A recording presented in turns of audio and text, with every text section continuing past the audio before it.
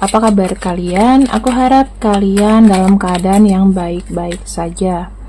Dan untuk tema kali ini, aku ingin membacakan adalah kisah cinta segitiga.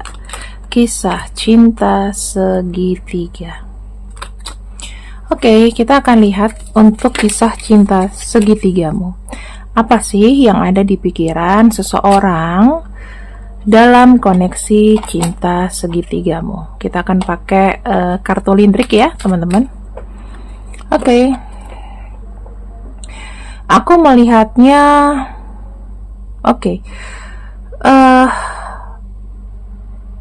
pada awalnya mungkin dia datang untuk memberikan namanya sebuah komitmen ya, tetapi di sini ada yang menjadi korban, katanya single, nggak taunya sudah menikah, atau memang kalian sengaja sadar menjalani dengan orang ini dengan iming-iming, aku tidak akan lama dengan pasanganku gitu ya. Dan ternyata setelah udah terlanjur ada kepalsuan dan kepura-puraan yang menyelimuti hubungan asmaramu. Jadi kalau aku lihat ya mungkin kayak banyak meragu, gak? Banyak meragu. Aku ngelihatnya banyak meragu di sini. Kemudian kalian yang terkait dengan hubungan cinta segitiga ya, ini ada yang single. Kamu merasa dia adalah jodoh kamu, padahal dia sudah punya pasangan. Kamu maunya berjodoh sama orang ini, atau even kamu juga sudah punya pasangan, kamu pengen bersatu dengan orang ini. Ya.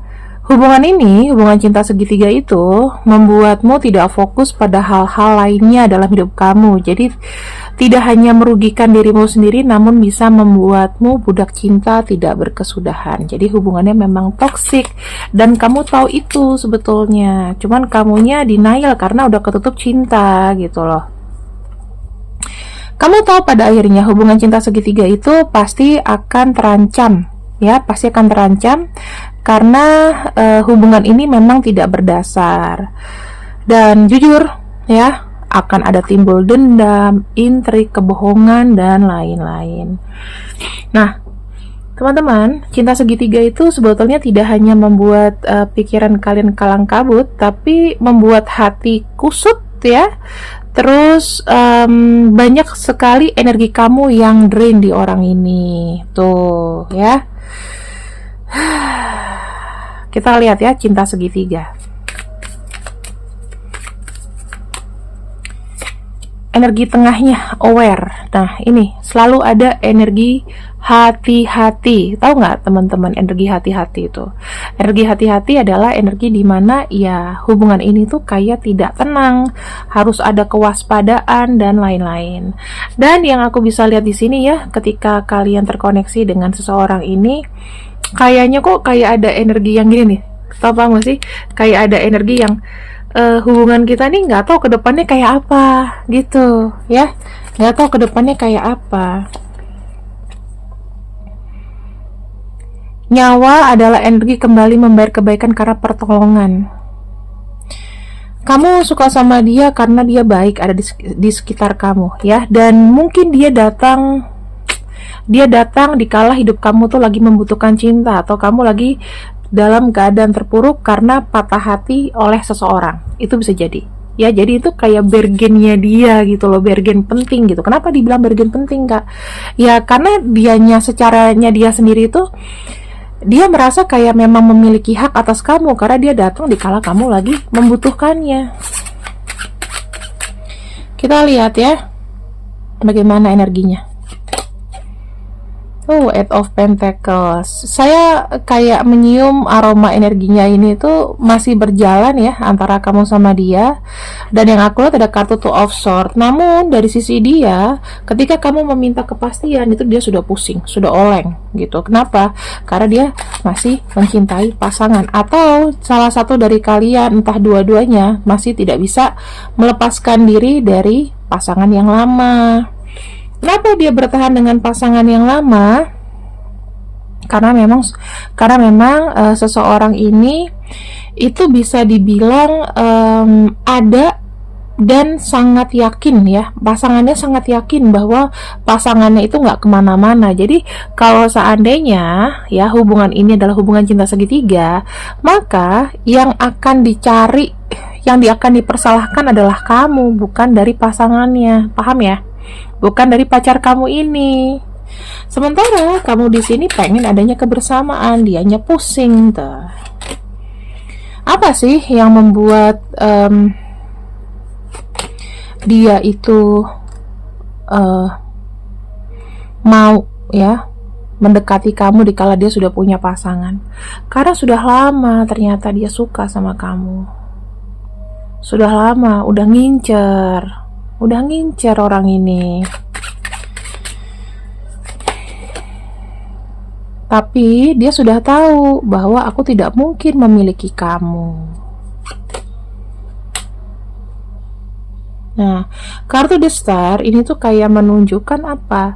Dia tahu kondisi kamu itu, ya kondisi orang yang butuh support, butuh perhatian. Dia tahu mungkin kamu tuh independen, kamu sendirian, kamu termasuk orang yang mungkin ya ada kondisi-kondisi dia ngikutin nih story kamu patah hati, kamu sendirian, kamu ini, kamu itu. Itu ada kondisi seperti itu teman-teman. Jadi ya inilah kesempatan aku untuk masuk. Kesempatan aku untuk bisa lebih gimana ke kamu gitu ya. Nah, kita lihat lagi di sini. Kartu Queen of Cups, Two of Pentacles.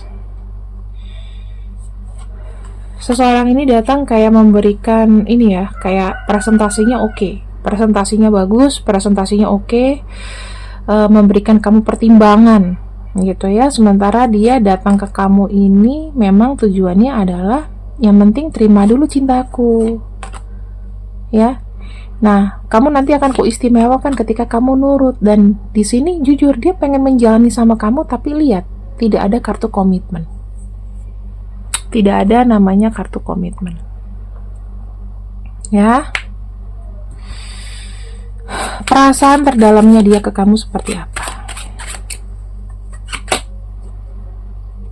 High Priestess, aku bisa ngelihatnya High Priestess itu adalah sifat yang misterius, rahasia.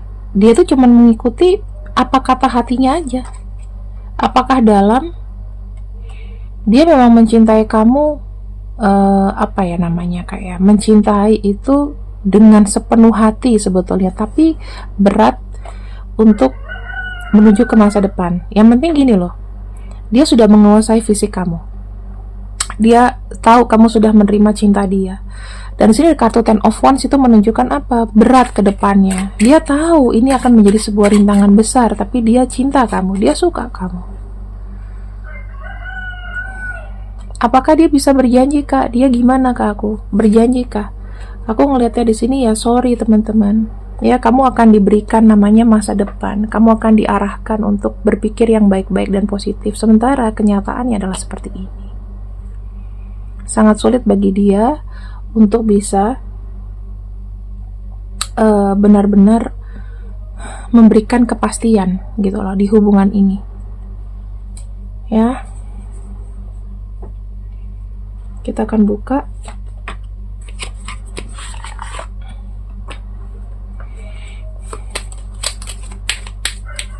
Apa kata oracle cintanya?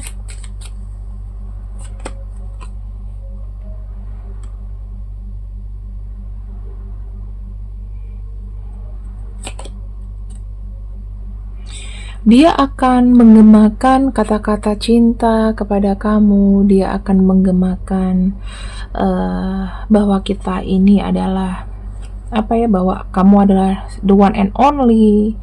Aku pengen ada ikatan ke kamu ya. Dan kamu merasa kayak diperhatikan sama dia. Memang benar nih sih, aku lihatnya memang ada kayak perasaan cinta gitu loh. Dan jujur ya, orang ini tidak sepenuhnya buruk teman-teman, tapi akan membuat kamu namanya ketagihan. Dan kamu tahu kondisinya ketika kamu disandingkan dengan seseorang yang sudah sah, itu kayaknya sangat sulit untuk kamu lawan. gitu.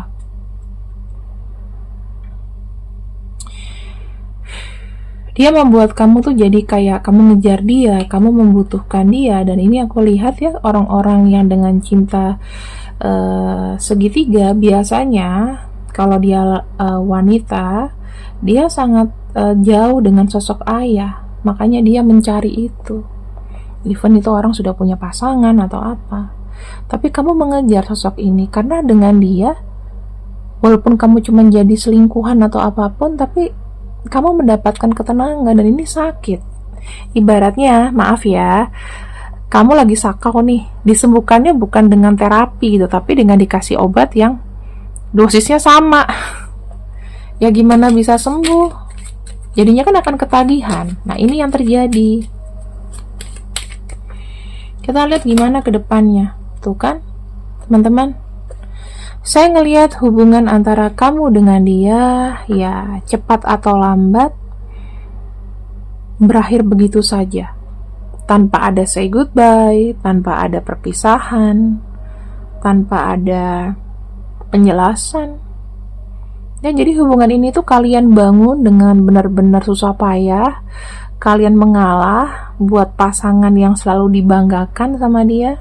Bahkan kalian mungkin ketika mereka ada acara dia nggak ingat kamu, dan kamu selalu bertanya-tanya, apakah dia ingat aku, Kak? Apakah dia di sini ketika sama pasangannya mengingat diriku? Ya jujur dia ingat kamu dan dia merasa nggak nyaman pasti ada. Cuman kalau hubungan ini ketahuan apakah dia belain kamu, ya sorry to say Kak, di sini ada kartu X ya. Breakup, separation. Kalau aku bisa klasifikasi dari kartu ini tiba-tiba kayak kartu yang bablas ketahuan tanpa penjelasan. Aku bisa ngebayangin sang laki-lakinya ini kalau dikonfrontir sama pasangan dia cuma diam, hanya bisa diam 1000 bahasa saja, tidak mau menjelaskan, paling ngomongnya ya udah, langsung tiba-tiba WhatsApp diblokir. Sekarang kita harus cari sih pencerahan buat kamu. Gimana Kak, aku lepas dari hubungan ini sebelum semuanya terjadi, sebelum semuanya terlambat, sebelum aku malu. Kak, kembalilah ke realita. Kamu boleh mencintai seseorang, tapi kamu harus tahu, kamu mengorbankan dia, kamu dapat apa? Dapat malu-malu. Kalau kamu laki-laki, kalau ada perempuan, kamu akan dapat malu-malu. Kalau diviralin, ya kalau tahun 70-an nggak ada internet gitu ya, belum ada internet. Cuman kan malu, gitu loh. Ya jangan melakukan hal-hal yang beresiko, yang sekiranya memang tidak bisa kau kau atasi gitu loh. Jangan kayak gitu. Nah sekarang kita akan lihat siapa aja ini.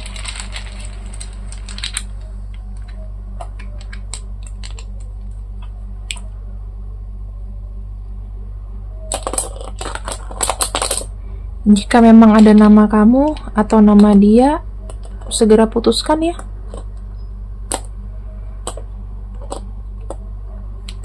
Ingat teman-teman, kalau kamu mau dengan seseorang dan orang itu masih punya masa lalu, nggak akan lancar ke depannya karena masih ada ganjalan, kecuali dia sudah cut off ganjalannya.